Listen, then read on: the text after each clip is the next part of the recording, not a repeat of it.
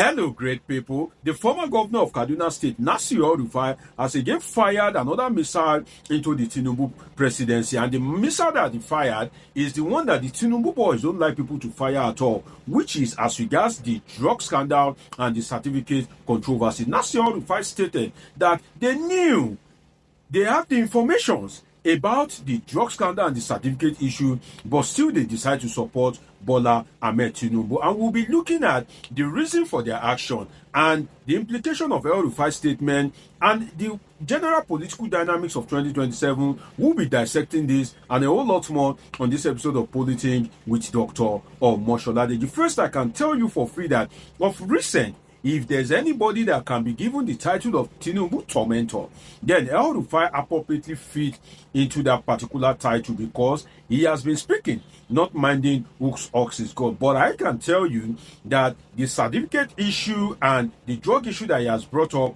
will definitely come with serious consequence. Even if the Tinubu boys do not want to react to him before, I'm sure right now they are digging up one or two things, they are strategizing one or two things as regards how to deal with Nasir El-Rufai. But let us go into the substance of the issue. Nasir El-Rufai stated that they were in the APC circle, the Buhari boys at that time, or should I say the strong people in the APC, which are the governors at that time. They said they have some concrete information about how Tinubu lived his life when he was in Chicago. How, the drug issue, the drug-related issue, that they have some very substantial information that they are very much aware. It's not like they didn't know. It's not that maybe they had no information, that they are aware of it. But then they decide to support Bola Tinubu. Now, let us look at something.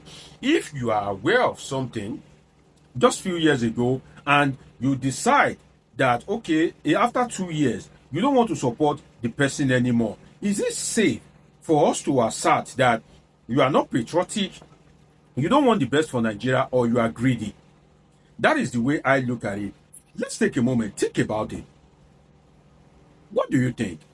Is it that El-Rufai is greedy, or what comes to your mind as regards this certificate and drug scandal issue? Because if you look at it, you supported Bola Tinubu despite knowing that he had those controversies, and you know that there are other viable candidates. For instance, it is of obvious knowledge that Yemi Osinbajo, the vice presidential candidate at the time, was a better candidate than Bola Tinubu. Osinbajo was a better aspirant at that time. But you guys left Osinbajo. You supported Bola Tinubu. And what could be the reason for some of them? You see, they have a choice not to support him, but at the same time, they had no choice. And I will explain both to you.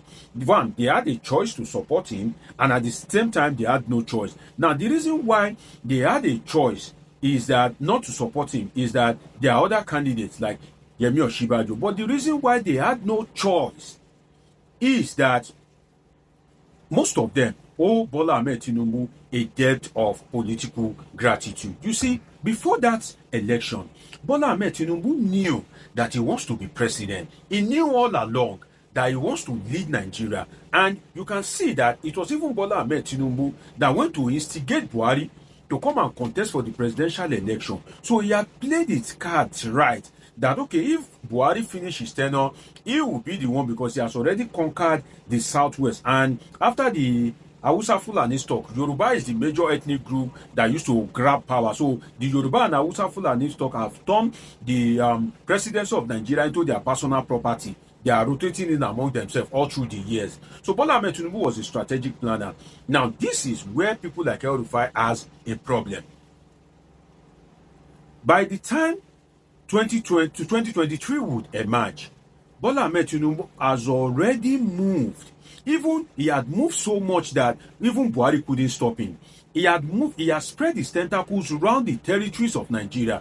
When Buhari was leading as the president of Nigeria, Bola Tinubu was busy meeting people.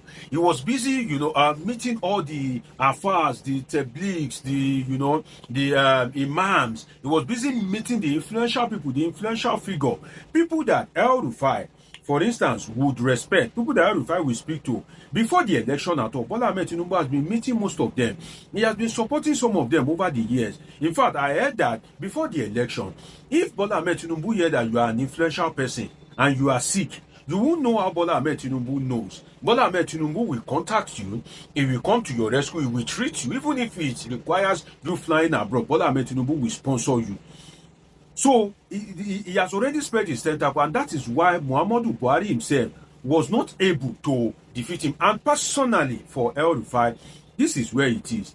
Now, Bola Ahmed Tinubu knows that El-Rufai is not a fan of him. He knows because in 2019, Nasir El-Rufai made a statement that he had defeated godfathers in Kaduna State. He boasts of how he defeated godfathers and not Lagosians to do the same. So, from that particular oration, Bola Ahmed Tinubu knows that Nasir El-Rufai is not a fan of his at all. And for Bola Ahmed Tinubu to be able to win him to his side, he had to rub El-Rufai's ego. He had to massage his ego. He had to make him feel important. And that is why the popular video that is, that has circulated the social media space of Tinubu begging El-Rufai, it was a political strategy so that El-Rufai will feel important. And of course, he will have no choice than to support him. So Bola Ahmed Tinubu beat El-Rufai to his game. Now, they claim that they support Bola Ahmed Tinubu based on what he did in Lagos, because when El-Rufai will kind of like justify why they had to support Bola Ahmed Tinubu despite the corruption, despite the certificate scandal and the drug scandal, what did El-Rufai say? You may want to imagine it. El-Rufai said they had to support Bola Ahmed Tinubu because of his performance in Lagos. Now, you want to ask yourself, what is the performance of Bola Ahmed Tinubu in Lagos? Bola Ahmed Tinubu has no super performance. Let us be realistic with ourselves. In the true sense of it, one of the performance that I can say that Bola Ahmed Tinubu did is increasing the state IGR. But in terms of monumental infrastructure, you can't rate Bola Ahmed Tinubu in terms of roads, in terms of name it. Ask people that are in Lagos. I'm talking of people that are bipartisan. Don't go and ask APC members in Lagos. So to them, even Bola Ahmed Tinubu is even better than Jesus Christ. That's to the APC folks in Lagos. But the truth is that Bola Ahmed Tinubu didn't do anything significant. Lagos was already positioned for success. So the argument that they support him because of what he did in Lagos holds no water. Bola Ahmed Tinubu played the game. He gave everybody the kind of like what he or she needs. If it is respect you need, Bola Ahmed Tinubu will give it to you. If it is money that you need, Bola Ahmed Tinubu will give it to you. Anything you need, Bola Ahmed Tinubu paid the price. He played his cards right, and he was able to, at the end of the day, emerge as president. Now, one thing that I pity El-Rufai for is that he is wooing others to join him in the SDP. So you think that because you said, no, we know about Tinubu's drug scandal, certificate scandal, people will then begin to join you in SDP. Well, what I can say as regards that is that only people that are not experienced that will go and join Nasir El-Rufai in SDP, because he has shown that he is a man of unstable character. If you support somebody in 2023 and in 2025, you're already complaining about the person, you are already saying, oh, the person is bad, it shows that you have shown us that you are not a man of good decision.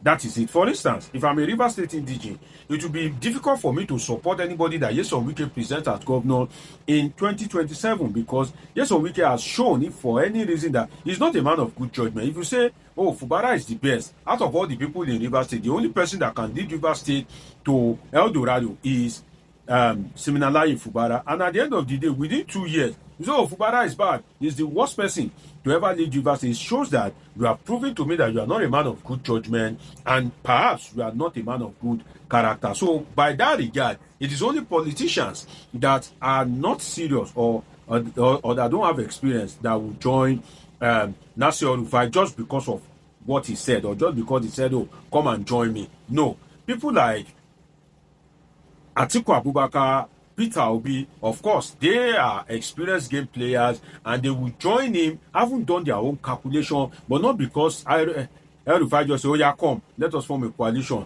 against Bola Ahmed Tinubu. And one thing we must not forget is that El-Rufai himself may have forgotten that SDP has some ties with Bola Ahmed Tinubu, because when Bola Ahmed Tinubu contested for Senate years ago, I think it was under SDP, then it was rumored in 2023 that SDP was Bola Ahmed Tinubu's plan B political party, that if he has lost the ticket to the Buhari boys at that time that he would have contested for the election under the SDP. So if you leave APC that is in Tinubu's control and you go to SDP that Tinubu allegedly has stronghold, that means that you are running away from Tinubu to meet Tinubu. Imagine that calculation. You can imagine. So that means you are running away from Tinubu to meet Tinubu. So in that regard, Nasir El-Rufai may eventually have a difficult time, because for SDP to have been Bola Tinubu's plan B political party in 2023, that means that he must have implanted some people there. He must have his loyalists. He must have people that, you know, will make his presidential candidacy actualizable if at all he lost the ticket of the APC at that point in time. So El-Rufai is definitely going to have a tough ride, and I can tell you that the Tinubu boys would have been studying him, would have been strategizing on how to home in on him, and at the end of the day, they will either find a way to silence him or just to find a way to frustrate him out in such a way that he won't even have the peace of mind to think about politics or happenings in the politics. But in all of this, the lesson for the Nigerians generally is that don't always support a candidate because one person said so. No, assess that candidate and support that candidate based on your own personal conviction. If you do so out of your personal conviction, if that candidate performs or doesn't perform, anything that comes out of it, your mind is clear that, oh, this is your choice and you are now facing the consequence of your choice. But if a Wike tells you that support Fubara, and because you support Fubara because Wike said so, won't you be battling with your conscience? If you had thought that it was another candidate that was better at that time, but you decide to follow Nyesom Wike. Same for Nasir El-Rufai now, that in 2022 he was saying vote Tinubu, and now he's saying don't vote Tinubu. May the best emerge for Nigeria. It's been an interesting time with you. Do want to subscribe, turn on your notification button, catch up with my past videos, and of course I have great interesting videos coming your way. I love you all.